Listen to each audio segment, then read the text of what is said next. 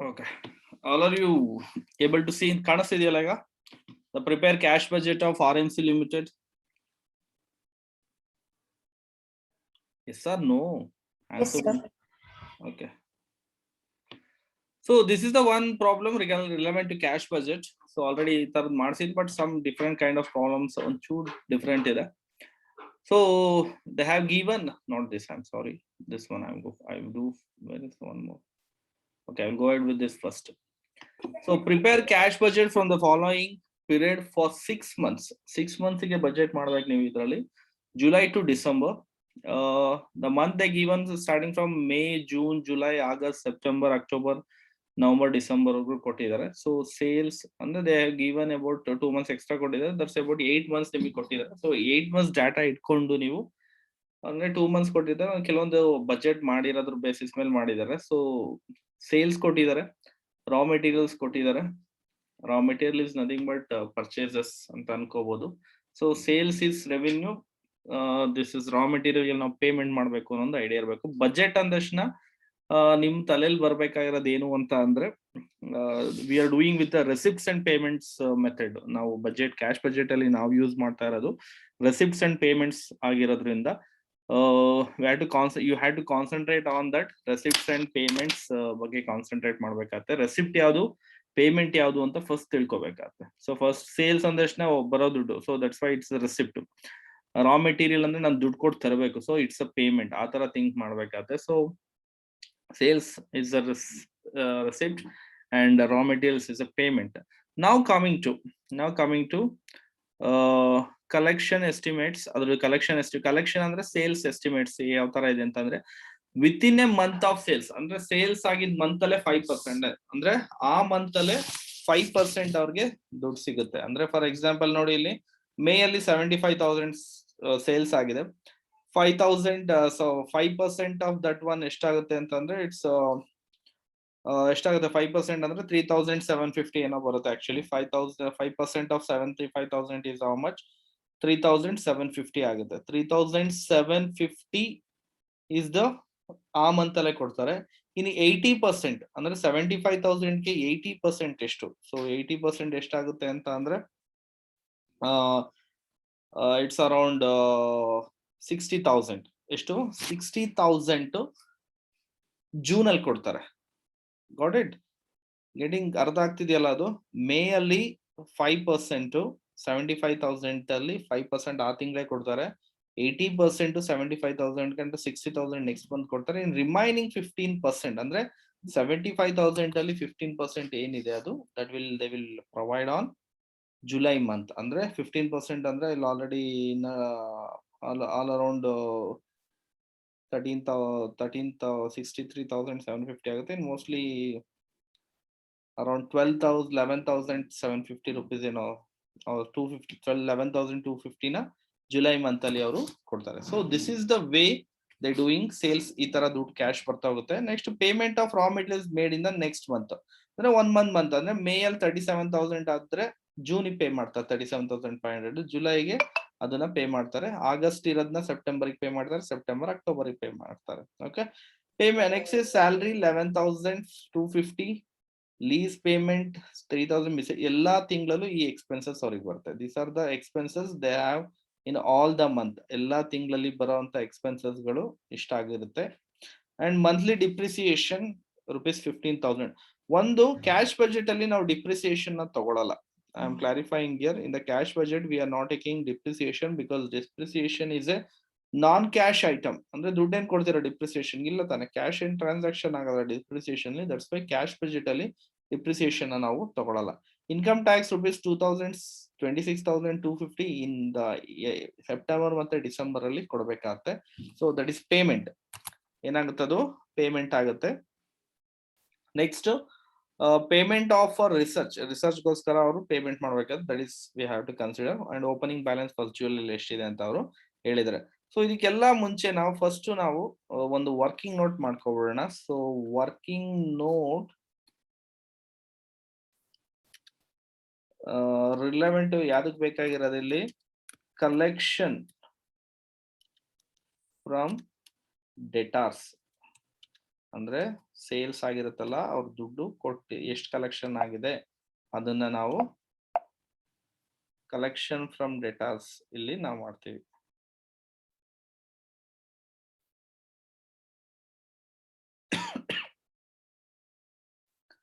Collection from datas.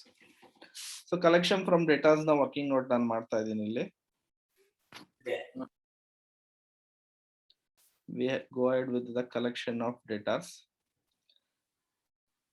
That is nothing but in bracket I'm telling sales.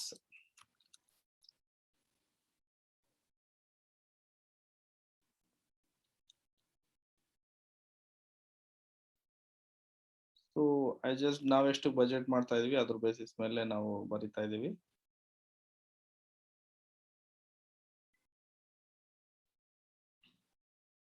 Actually sales ಎಷ್ಟಿದೆ?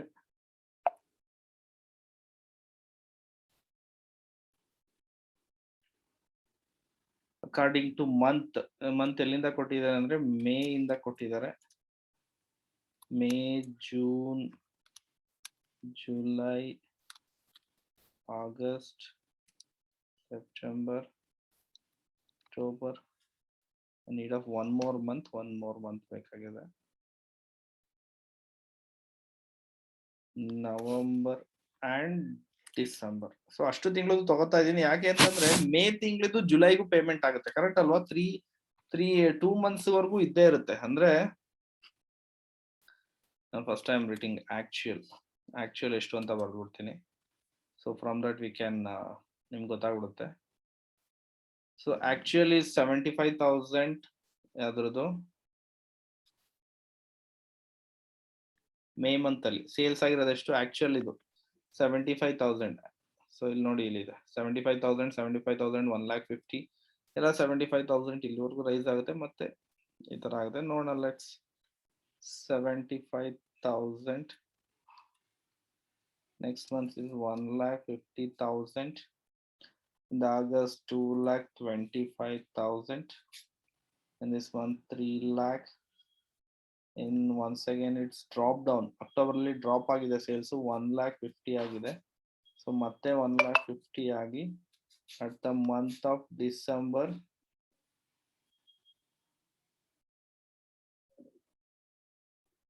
one minute.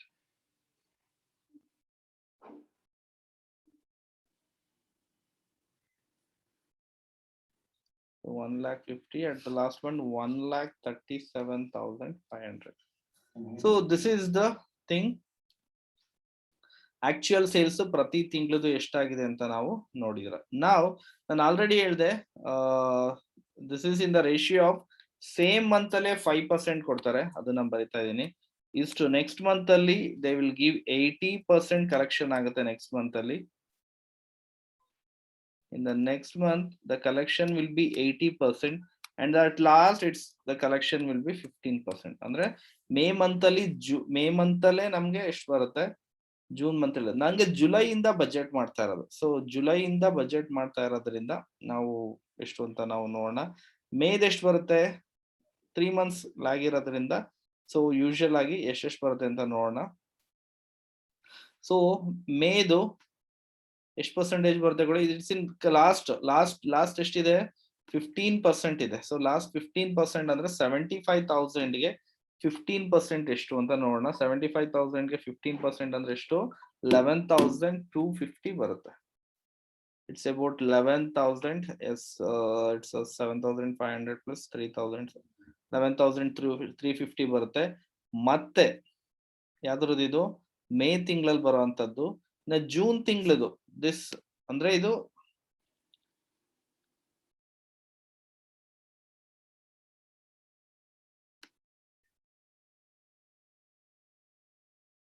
June ತಿಂಗಳದು ಎಷ್ಟಾಗುತ್ತೆ ಅಂತ ಅಂದ್ರೆ this is about May month in ಕೊಡ್ತಾರೆ. Next June ಎಷ್ಟು ಬರುತ್ತೆ ನೋಡೋಣ. ಜೂನ್ ಈಸ್ ಅಬೌಟ್, ಜೂನ್ ಇಂದ ಇದಾದ್ರೆ ಎಷ್ಟಾಗುತ್ತೆ ಇಲ್ಲಿ? ಇನ್ನು ಈ ತರ ಮಾಡ್ಲಿಲ್ಲ ಅಂದ್ರೆ we can do one more method, ನಿಮ್ಗೆ ಈಸಿ ಆಗುವಂತದ್ದು.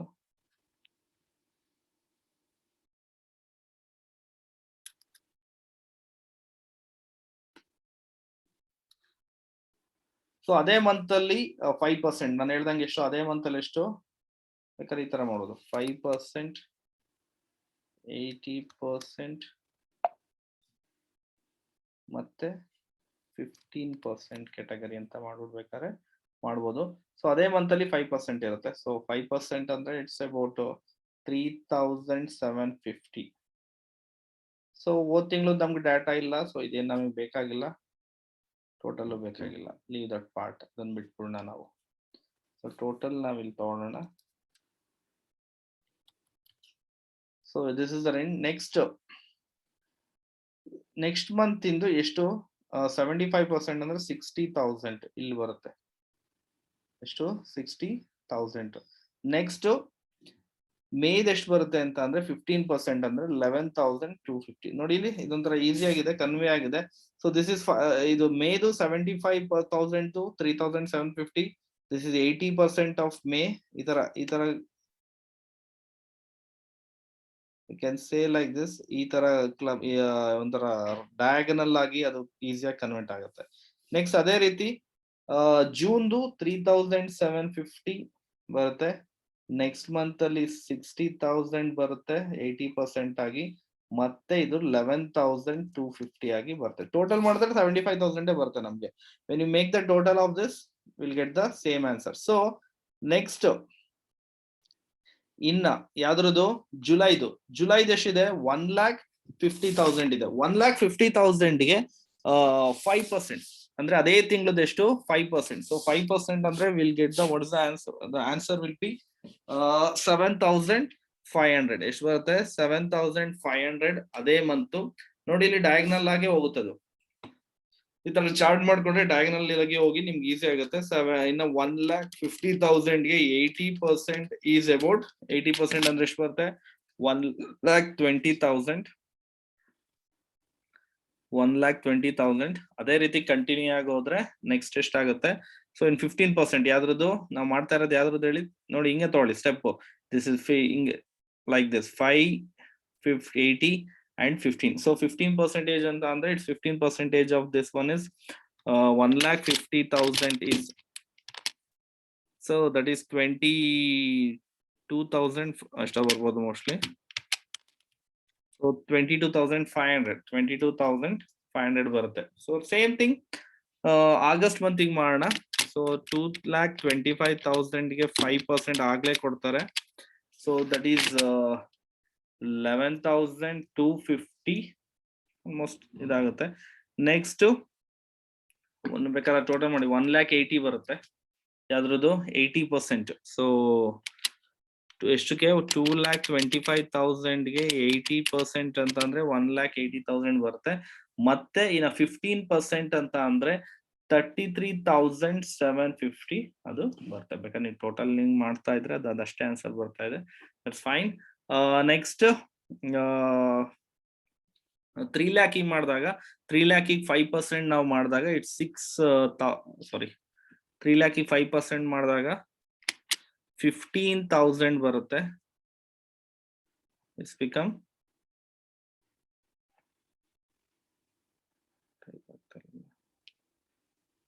15,000 and 3 lakhಗೆ 80% ಮಾಡಿದಾಗ 2,40,000 ಬರುತ್ತೆ.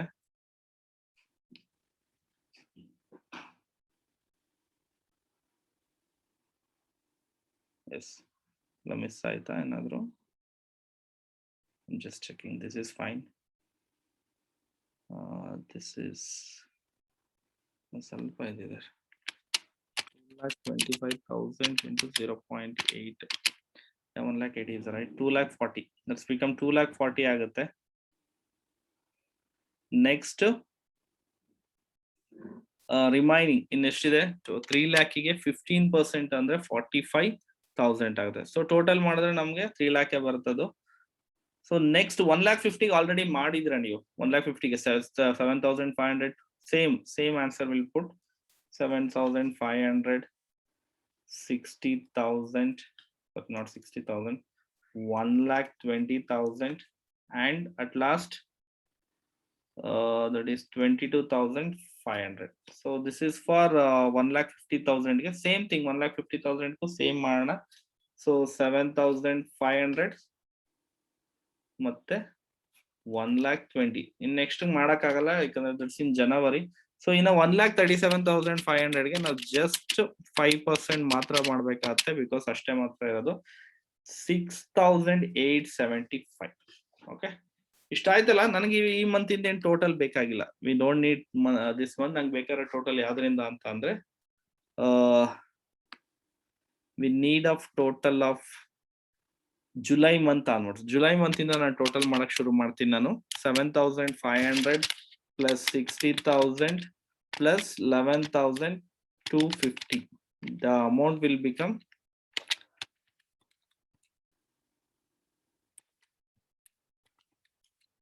78,750.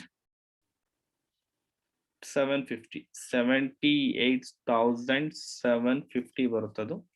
ನೆಕ್ಸ್ಟ್ ಅದೇ ರೀತಿ in the month of August month ನಾನು ಲೆಕ್ಕ ಹಾಕೊಂಡಾಗ 11,250 plus 11,250 plus 1,20,000, that's amounting to rupees 1,42,500. Next coming to September month ಮಾಡಿದಾಗ 2,17,500. 2,17,500 ಬರುತ್ತೆ. Next in the month of ಅಕ್ಟೋಬರ್ಗೆ we add all the three, 7,500, 2,40,000 plus 33,750. That's 2,81,250 ಬರುತ್ತೆ. Next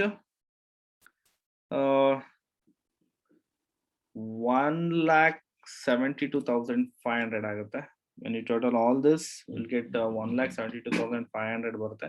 So last one is 6,875 plus 1,20,000 plus 22,500. So 1,49,375. 1,49,375. 375 will get. So this is the total collection from debtors on each month. So ಅವ್ರು ಕೊಡೋ ಒಂದು percentage ಯಾವಾಗ ಕೊಡ್ತಾರೆ ಅಂತ basis ಮೇಲೆ, so July ಇಂದ December ವರೆಗೂ ಇಷ್ಟು ಟೋಟಲ್ ಕಲೆಕ್ಷನ್ ಎಷ್ಟಾಯ್ತು ಅಂತ ನಾವು ನೋಡುದು. ನಾವ್ we move on to preparing of cash budget. Cash budget for the month July to December. So December ವರ್ಗೂ cash budget from the month July to December. So July ಇಂದ December ವರ್ಗೂ ನಾವು cash budget ನ ಮಾಡ್ತೀವಿ. We are using the receipts and payments ಅಂತ ನಾವು already ಹೇಳಿದ್ದೀನಿ ನಾನು. So according to that we are doing here. ಅದನ್ನ ನಾನು according to that ನಾನು ಇಲ್ಲಿ ನಿಮಗೆ ಮಾಡ್ತಾ ಇರೋದು. So same ಅಷ್ಟೇ ಬರುತ್ತೆ ಇಲ್ಲಿ. Put so many. So starting from 6 months ಅಂದ್ರೆ ಇಲ್ಲಿ ಬರುತ್ತೆ.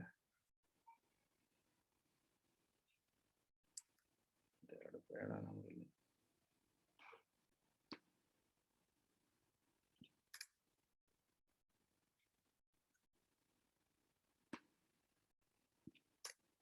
Okay.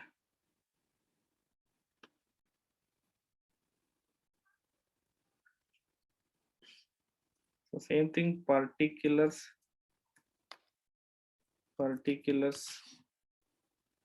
First one is receipts. Yavaglo we are doing with receipts. In that first is cash balance, ಅಥವಾ opening cash balance we can call. First item ಯಾವಾಗಲೂ ಏನು ಬರಬೇಕು, opening cash balance. Next is receipts ಅಲ್ಲಿ ನಮಗೆ ಬರುವಂತದ್ದು. ಬೇರೆದು receipts ಬರ್ಬೋದು, ಸದ್ಯಕ್ಕೆ ಇಷ್ಟೇ receipts. opening cash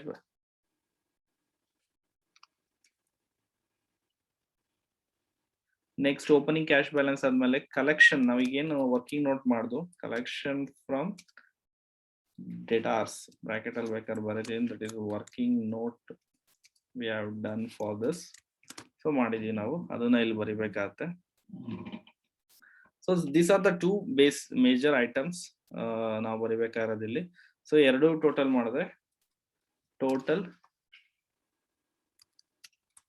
receipts totally ಇಲ್ಲಿ ಮೇನ್ ರೆಸಿಪ್ಟ್ ಬರೋದೇ ಇಷ್ಟ ಆಗಿರೋದ್ರಿಂದ ನಾನು ಇಷ್ಟೇ ಬರ್ದಿದ್ದೀನಿ. ಯಾವ್ದು ಇಲ್ಲ, ಯಾವ್ದು ಬರೋ ದುಡ್ಡಿಲ್ಲ. ಬರೋ ದುಡ್ಡು ಇದ್ರಲ್ಲಿ ಒಂದು ಸೇಲ್ಸ್ ಇಂದ ಬರುತ್ತೆ, ಇನ್ನೊಂದು ಓಪನಿಂಗ್ ಕ್ಯಾಶ್ ಬ್ಯಾಲೆನ್ಸ್. ಅಷ್ಟು ಬಿಟ್ರೆ ಯಾವ್ದು ಅವ್ರಿಗೆ ಆಸ್ ಎ ಇನ್ಫ್ಲೋ ಆಗಿ ದುಡ್ಡು ಬರಲ್ಲ.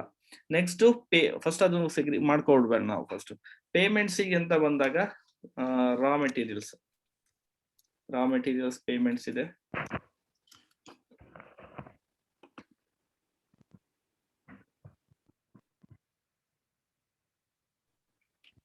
Second one is payments. The payments, raw materials.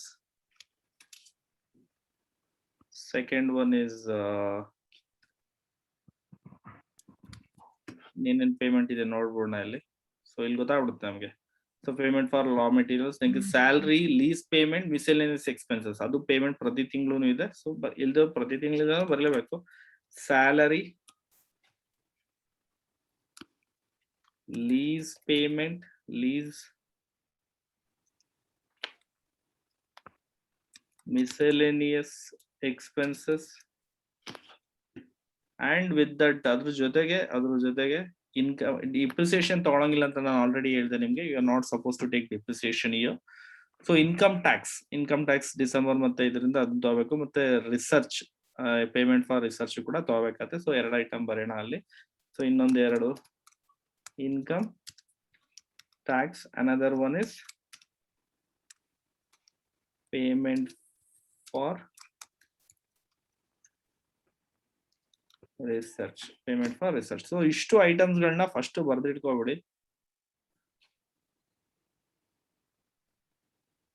ಯಾಕೆ ಫಸ್ಟೇ ಬರ್ದಿಟ್ಕೊಳ್ಳಿ ಅಂತ ಅಂದ್ರೆ,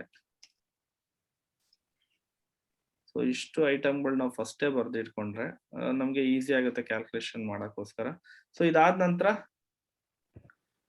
receipts minus payments, that is nothing but closing cash balance.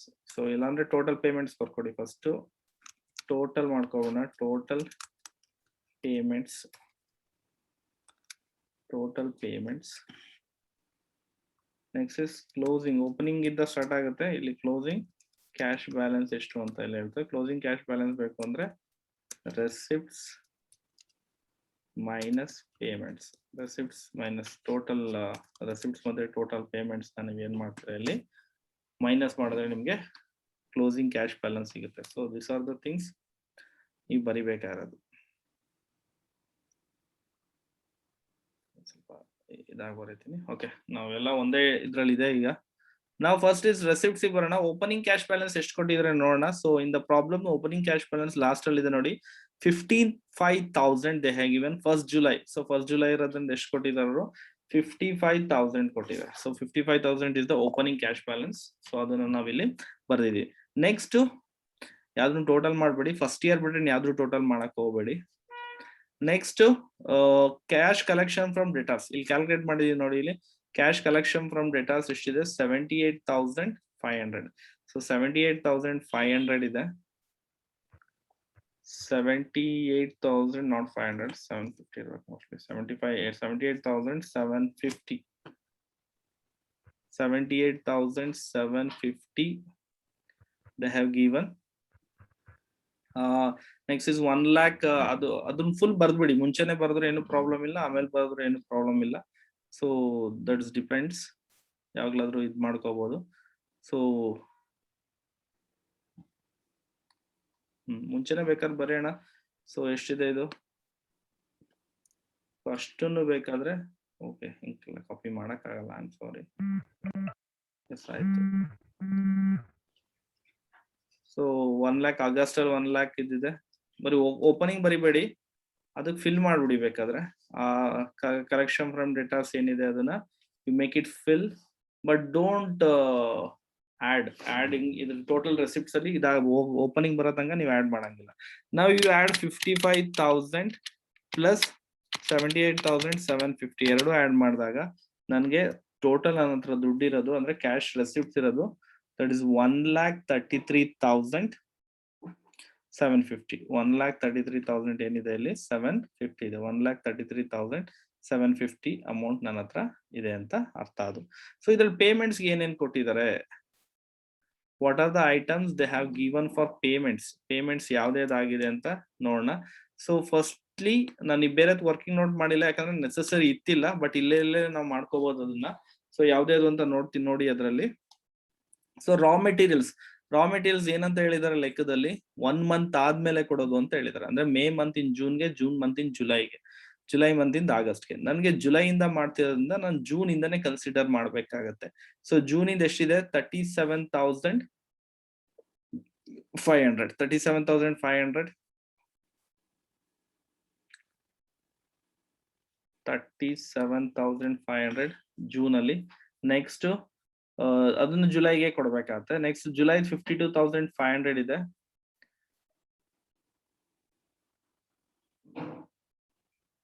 $52,500 ಇದೆ.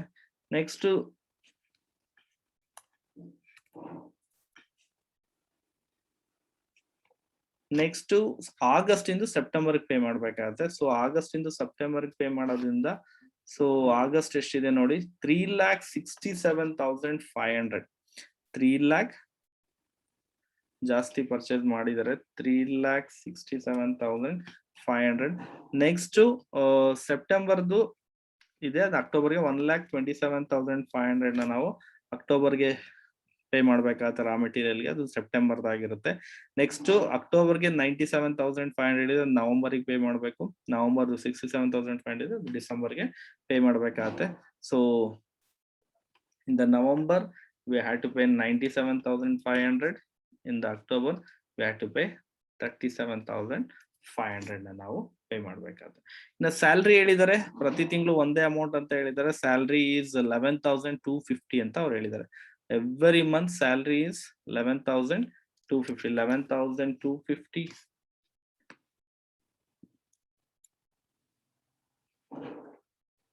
11,250 ಎವ್ರಿ ಮಂತ್ ಏನಿದೆ ಅದು ಸೇಮ್ ಇರುತ್ತೆ.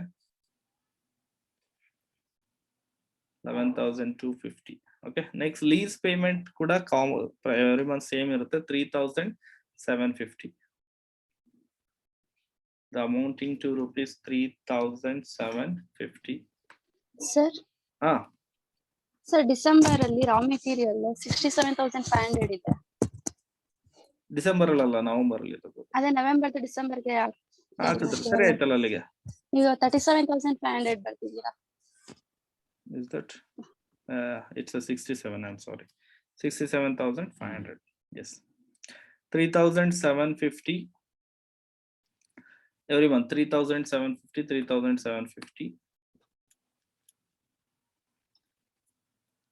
3,750 3,750. These are the payments. ಪ್ರತಿ ತಿಂಗಳು ಕಾಮನ್ ಆಗಿರುತ್ತೆ. ನೆಕ್ಸ್ಟ್ ಮಿಸೆಲೇನಿಯಸ್ ಎಕ್ಸ್ಪೆನ್ಸಸ್ ಅಂದ್ರೆ 1,250 or 150, I don't know, 1,150. 1,150 ಈ ಮೂರು ಎಕ್ಸ್ಪೆನ್ಸಸ್ ಕಾಮನ್ ಆಗಿ ಎವ್ರಿ ಮಂತ್ ಇರೋದ್ರಿಂದ that's the numbers will be same.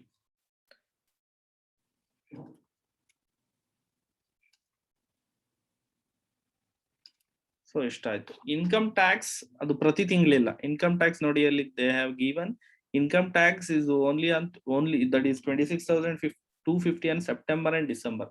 So September ಮತ್ತೆ ಡಿಸೆಂಬರ್ ಮಂತ್ ಮಾತ್ರ ಬರೀಬೇಕು. That is 26,250 and December month 26,250.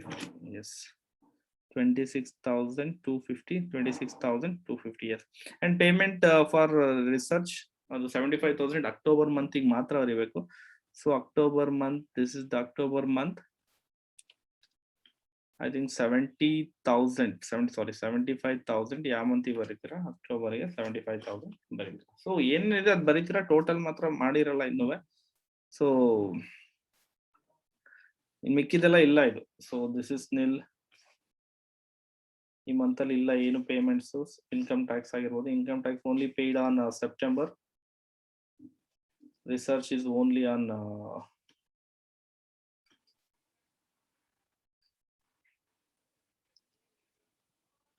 Research ನಿಮಗೆ ಪೇ ಆಗಿರೋದು ಯಾವಾಗ ಅಂತ ಅಂದ್ರೆ it's only on October month ಅಲ್ಲಿ ಮಾತ್ರ ಪೇ ಆಗಿರೋದು.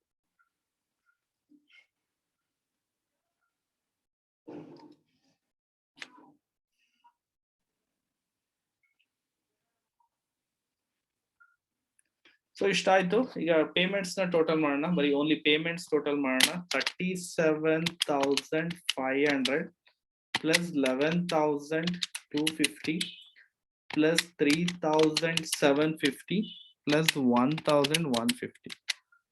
So it's around 53,650. So total payments ಎಷ್ಟು ಮಾಡಿದ್ರು ಅಂದ್ರೆ 53,650 ಪೇಮೆಂಟ್ ಮಾಡಿದ್ರು ಔಟ್ ಆಫ್ ಇದ್ರಲ್ಲಿ. ಸೊ ಅವರಿಗೆ ರೆಸಿಪ್ಟ್ಸ್ ಎಷ್ಟಿತ್ತು ಅಂದ್ರೆ ಇದರಿಂದ ಇದು ಮೈನಸ್ ಮಾಡಬೇಕಾಗುತ್ತೆ.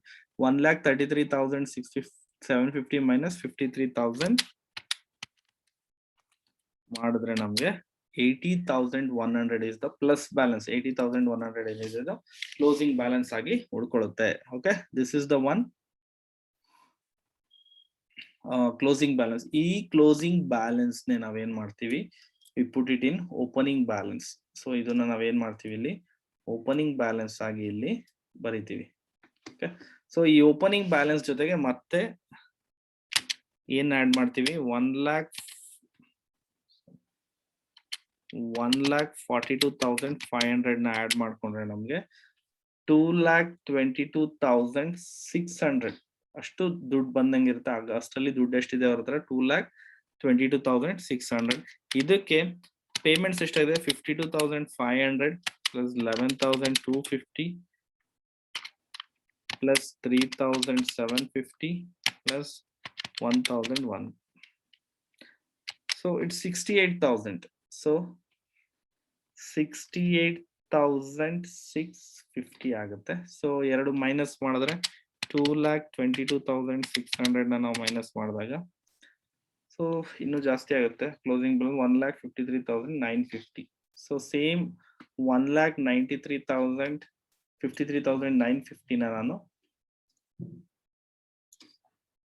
ಓಪನಿಂಗ್ ಇಟ್ಕೊಂಡ್ರೆ, ಸೊ ಎರಡನ್ನು ಆಡ್ ಮಾಡ್ತೀನಿ ನಾ ಈಗ. ಸೊ 2,17,500 ಜೊತೆಗೆ ಆಡ್ ಮಾಡ್ತೀನಿ. So that's become 3,71,450. 3,71,450. So will had rest of the things in ಈ ಸಲ. ಮೋಸ್ಟ್ಲಿ ನೋಡಿ, ಇಲ್ಲಿ ರಾ ಮೆಟೀರಿಯಲ್ಸ್ ತುಂಬಾ ಜಾಸ್ತಿ ಇರೋದ್ರಿಂದ ಸೊ ಈ ಸಲ ಒಂದ್ ಸ್ವಲ್ಪ ನೆಗೆಟಿವ್ ಬ್ಯಾಲೆನ್ಸ್ ಬಂದ್ರು ಬರೋದು. Let's see with that. 3,67,500 plus 11,250 plus 3,750 plus 1,150 plus 26,000. So expenses ತುಂಬಾ ಜಾಸ್ತಿ ಆಗಿದೆ, ಅಂದ್ರೆ ಪೇಮೆಂಟ್ಸ್ ಜಾಸ್ತಿ ಆಗಿದೆ. That's about 4,09,900. ಸೊ 4,09,900 ಬಂದಾಗ 3,71,450 ಹೋದಾಗ ಸೊ ಮೈನಸ್ ಬ್ರಾಕೆಟ್ ಅಲ್ಲಿ ಬರೀತಾ ಇದೀನಿ ನಾನು, ಮೈನಸ್ ಆಗಿರೋದು ಅಂದ್ರೆ ಇದು ಇಷ್ಟು ಮೈನಸ್ ಬ್ಯಾಲೆನ್ಸ್ ಆಯ್ತು. So they go for OD, bank ಓಡಿಗೆ ಹೋಗ್ಬೋದು ಅವರು. 38,450. It is 38,450. Yes, right answer. 38,450 ಅದು ಬರುತ್ತೆ. ನೆಕ್ಸ್ಟ್ ಇದು ಮೈನಸ್ ಇರೋ ಬ್ಯಾಲೆನ್ಸ್ ನ ನಾನು ಮೈನಸ್ ಆಗಿ ತಗೋತೀನಿ. ನಾನು ಇಲ್ಲಿ ಆಡ್ ಮಾಡ್ಕೊಟ್ಟಿರ ಆಮೇಲೆ this is minus only. So minus ಮಾಡ್ಕೊಂಡು ಪ್ಲಸ್ 2,81,250 ಮಾಡಿದಾಗ 2,42,800 ಬರುತ್ತೆ. ಸೊ ಮಿಕ್ಕಿದ್ನೆಲ್ಲ ಮೈನಸ್ ಮಾಡ್ಬೇಕಾದ್ರೆ ನಾವು 1,27,500 plus 11,250 plus 3,750 plus 1,000. So 1 lakh plus 75,000 ಬೇರೆ ಇದೆ ಇದಕ್ಕೆ, plus 75,000 a month into payment ಬೇರೆ ಇದೆ. So 2,18,650 ಆಗುತ್ತೆ. ಸೊ ಅದ್ರದ್ದು ನನ್ನ ಹತ್ರ ಇರೋದು 2,42,800 ಹೋದ್ರೆ 24,150 rupees ಪ್ಲಸ್ ಬ್ಯಾಲೆನ್ಸ್ ಆಗಿ ಉಳ್ಕೊಳ್ಳುತ್ತೆ. ನಾವು ಇದೇ ಕ್ಲೋಸಿಂಗ್ ನ will put it in opening balance. So adding with 1,72,500. 1,72,500 ನಮ್ಗೆ ಎಷ್ಟು ಬರುತ್ತೆ ಅಂದ್ರೆ 1,96,650 ಬರುತ್ತೆ. ಮಿಕ್ಕಿದ್ನೆಲ್ಲ ನಾವು ಆಡ್ ಮಾಡೋಣ. So 97,500 plus 11,250 plus 1,100 plus 3,750.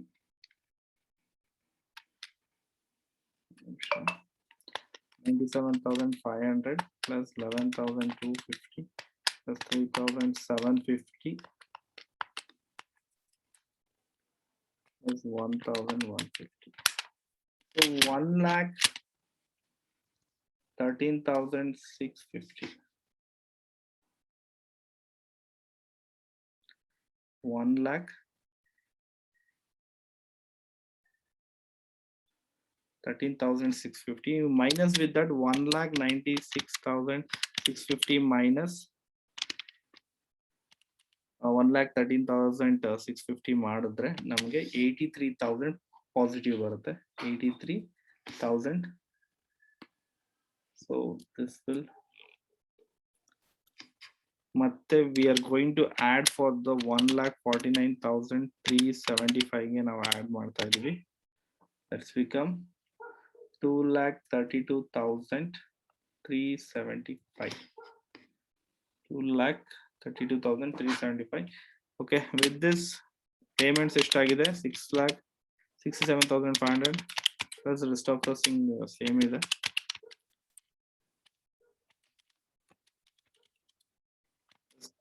Tax ತೊಂದಿದೆ ಈ ಮಂತ್ ಅಲ್ಲಿ.